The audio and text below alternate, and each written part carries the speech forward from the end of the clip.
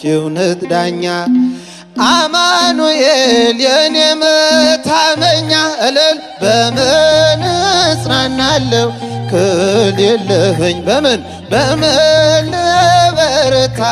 ካላገዝከኝ አንተ ስላለ ነው መድኃኒቴ ቆሜ መታየቴ እልል ይባላል ይጨበጨባል አመስግኑት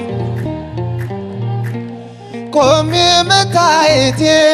ጨለማን አላውቅም በጉዞዬ በሕይወቴ ሁሉ ነመሪ